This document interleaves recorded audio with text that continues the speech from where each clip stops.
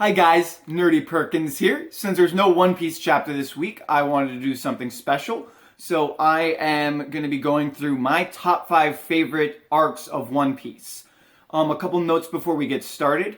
I'm not including Zou in this, even though it would probably make it onto this list otherwise. That's because of how recent it came out and ended, and because it seems to be tied up in the next couple arcs that are going to be coming up after this. So depending on how those arcs go, my opinion may change on it, but we'll see what happens with that. But yeah, I've got a lot of stuff to go over, so let's just get started. Alright, so at number 5, I have the Baratie arc. Now, this may seem like a strange one to a lot of people, but it's mostly because of my own personal connections with this arc. When I first started reading One Piece, this was the arc that really hooked me in on it. And that's almost completely has to do with Mihawk's intro. So when Mihawk comes into the story, it's really the first example of Oda just expanding the scope of the series in a really cool way. So we have just Mihawk showing up and cutting Don Krieg's fleet to shreds. And it just shows how much the Straw Hats have to grow compared to this just immense force that Mihawk is. I consider Mihawk's entrance to be probably one of the best moments in early One Piece. And this is just Zoro's first real challenge, and it just gives him a reason to basically keep on going and never lose again, as he says to Mihawk. It also finally brings together the core 5 members, and Sanji's backstory, though short, has a lot of, it just has a lot of impact. It's a really heartfelt story, and just what Zeff goes through to basically keep Sanji alive, even though he doesn't have to, is just fantastic. Really well told and really well done in such a short amount of time. As well as just the goodbye that Sanji has for his not crewmates, but fellow chefs, is just so great, and it's just one of those really great little moments in One Piece. So yeah, that's why Baratie is my number 5. So let's move on to number 4. Alright, so my number 4 is Sabaody Archipelago. This is just a fantastic little arc. You have the intro to the supernovas, and I love how creative Oda is in both their character design and the various devil fruit abilities. I feel like he really kind of pulled out the stops when coming up with these guys' abilities. You've got Law's ability, which we don't even get a full explanation of until Punk Hazard. And Kid's magnetic ability is really cool, as well as Capone's castle fruit abilities. I think almost all of them have devil fruits except for Killer and Zoro, obviously. Just really cool. We also get the introduction to the Celestial Dragons, which finally puts a face to the world government. And Oda does another great work of character design in making them as ugly as they are ugly outside as they are inside. That's what I'm trying to say. It evokes really strong imagery with their outfits cutting them off from the outside world. They have those weird hazmat space suit costumes with the bubbles that just completely keep them isolated from everyone else. As well as their use of slaves, which is just invokes really strong emotions of just these guys suck. These guys are horrible people. The other reason I really, really like this arc is it is the crew's darkest hour, or at least one of the crew's darkest hours. This was a complete surprise when Kuma just comes in and just blows everyone away. And it just Luffy just being completely like heartbroken by this.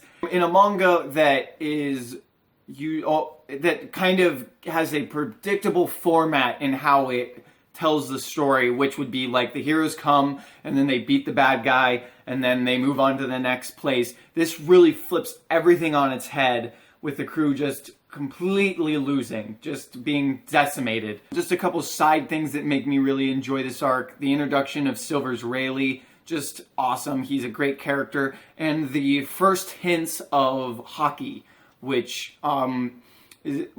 just completely changes the game in One Piece in such a great way. But yeah, so that's about it for number 4. Let's go on to number 3. Alright, at number 3, I have Alabasta.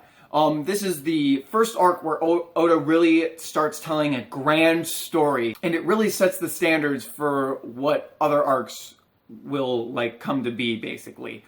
There's great one-on-one fights. Zoro versus Mr. One is probably my favorite Zoro fight, and is definitely just one of Zoro's best fights, with Zoro finally learning how to cut steel, and it's just great.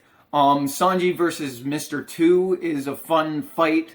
I really like that Sanji kind of has to work through his own issues and his own qualms with hitting women, and it's just a really fun fight. Bon Clay is just an awesome villain turned hero, or rather villain turned ally. I really enjoy that. We also have Ace's introduction. While Ace isn't one of my personally favorite characters in the series, I do really like his introduction to the series, as well as how Oda uses and shows off his fire fruit abilities. Just really cool and a really fun character. Crocodile, just a great villain. The first of like the awesome villains in the series. I just really love his devil fruit ability, his character design, and it's just a really good antithesis to Luffy. The Crocodile Luffy fight still stands out as one of the best in the series. It's a great example of how skilled Luffy is, or rather they are, because there's the multiple ones.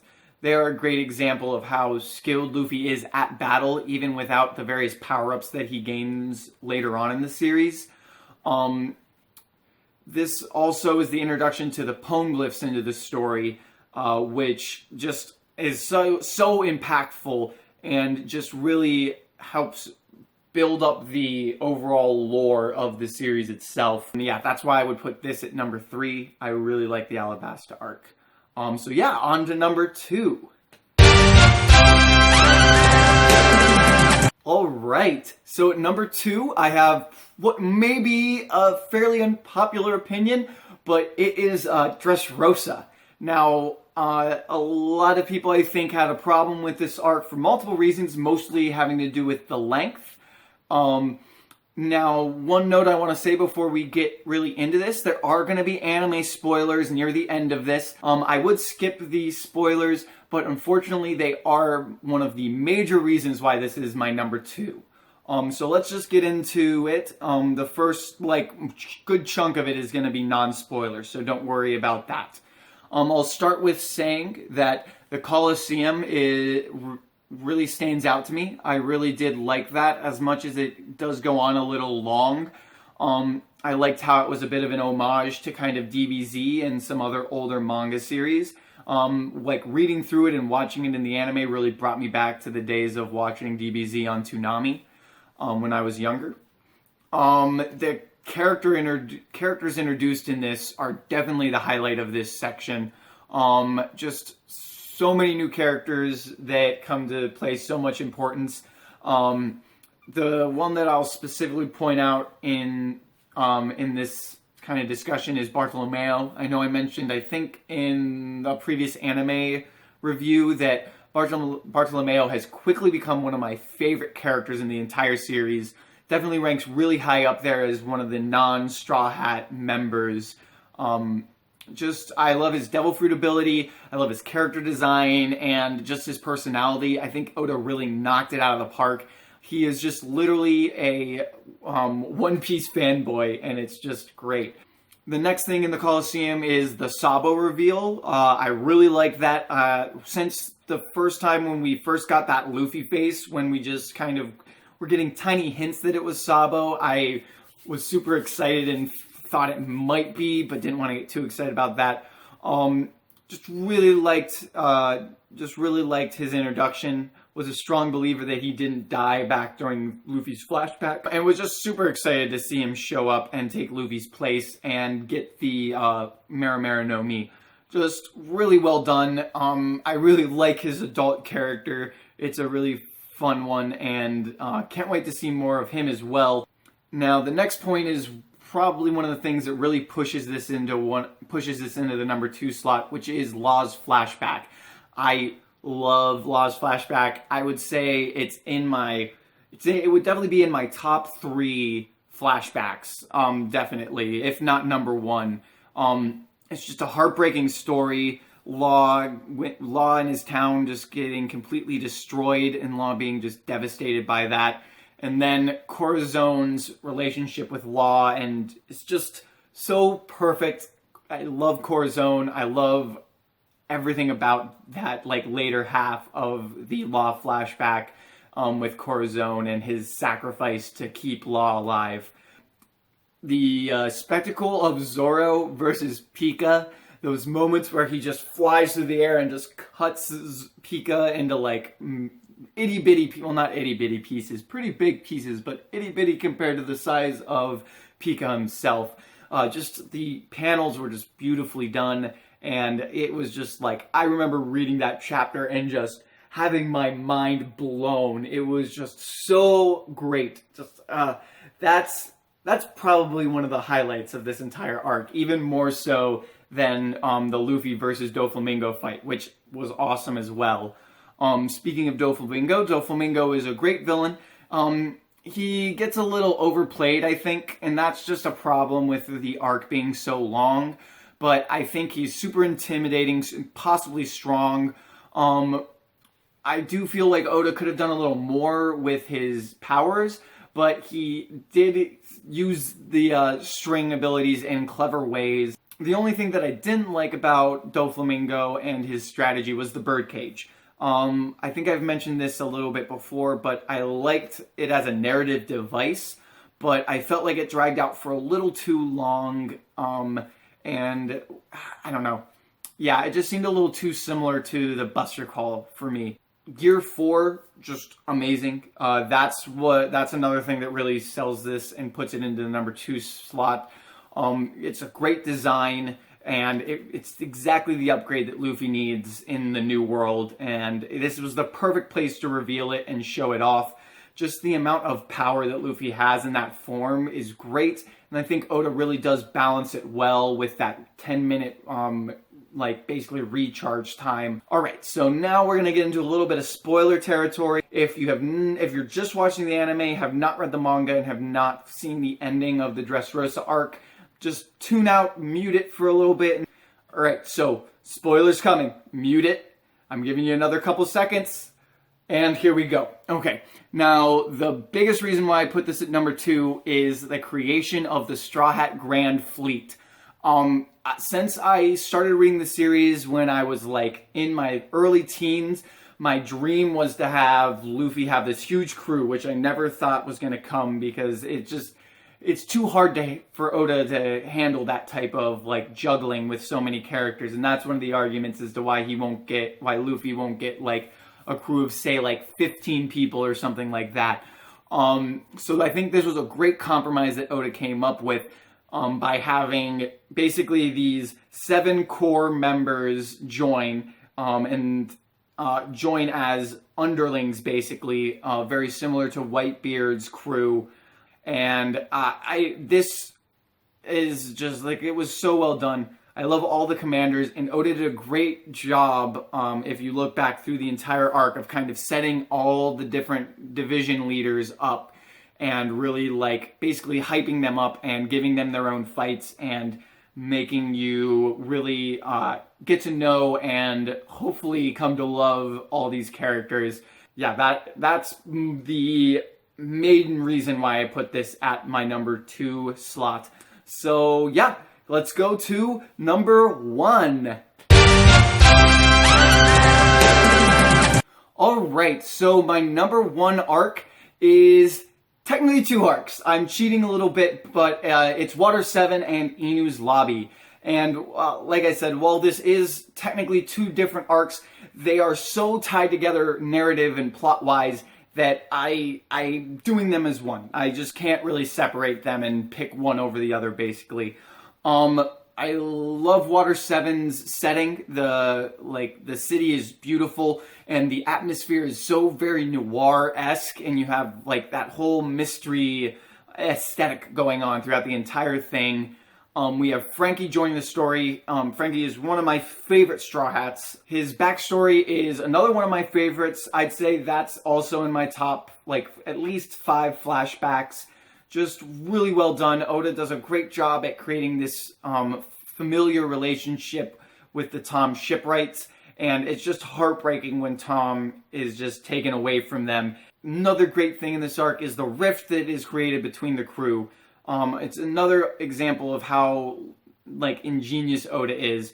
The argument over what to do with Mary is just a near perfect scene. The tension is just, like, cuttable with a knife. It's just great. We then also have the Luffy versus Usopp fight, which just really well done. Just Usopp holds his own so well through the first half of that fight that it's just like shocking. And everything with Mary just pulls on the heartstrings, from the tear during that fight to CP9 just like knocking her out of those bay doors. Just perfectly done. Really, really great. Robin's sacrifice and the scars of her past. She has a great character arc through this entire 2 arcs. You just have her going from someone who feels like she can't rely on anyone, and someone who feels the need to sacrifice herself in order to protect her friends, to someone who is willing to put her own life into the hands of her friends. It's probably one of the best character arcs that Oda's done in the entire series. And then we have Sanji just at his coolest through this entire arc. Like, I think this is probably peak Sanji in the cool factor. So then let's talk a little bit about Inu's Lobby. I forgot to mention that the sequence in the iceberg mansion is just fantastic as well. It's it has a perfect mix of comedy, and then you have the CP9 reveals, which is one of the best reveals in the entire series. But yeah, so that leads us into Inu's Lobby. While I think there are better singular villains in One Piece, like Crocodile per se, I think CP9 is probably one of my favorite groups of villains. We also have Spandam, who is the perfect villain you love to hate.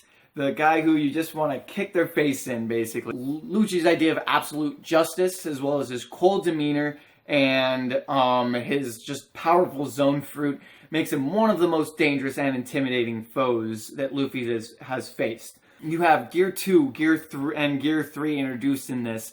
Luffy gains 2 awesome abilities.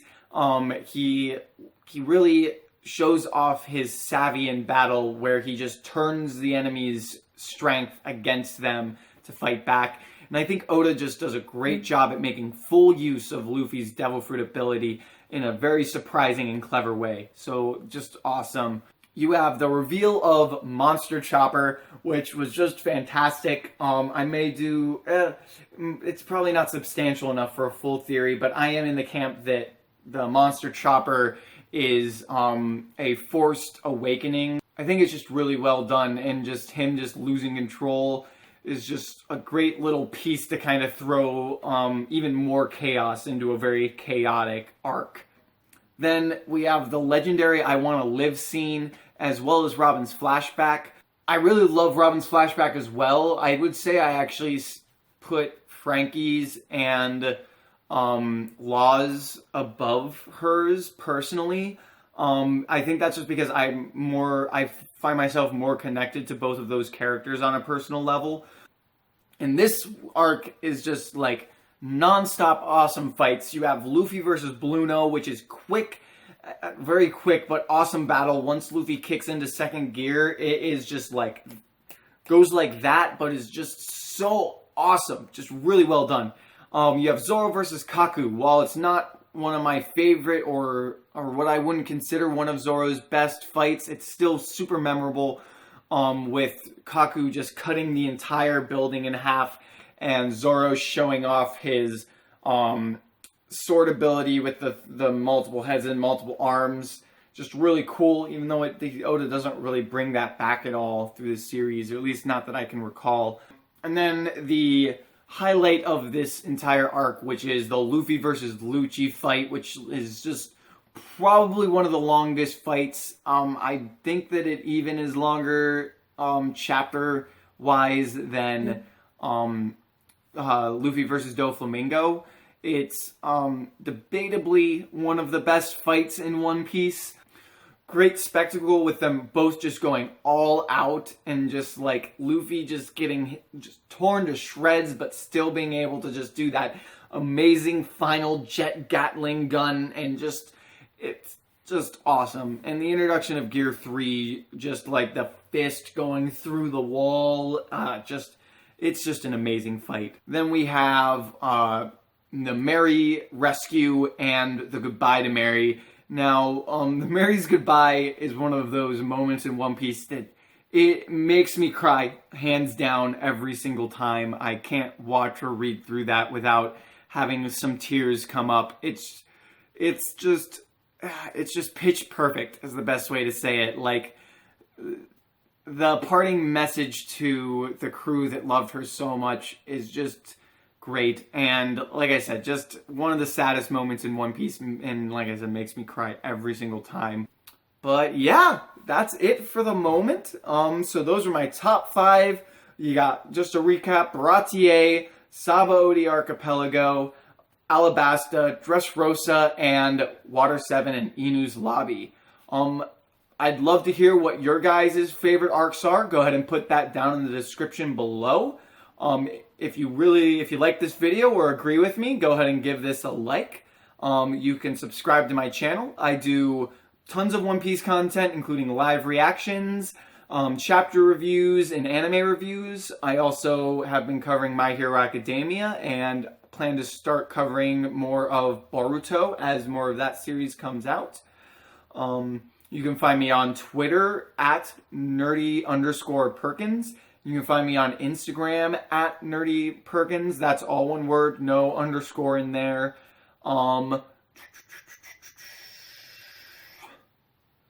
Yeah, you can find me at some other places down in the description below.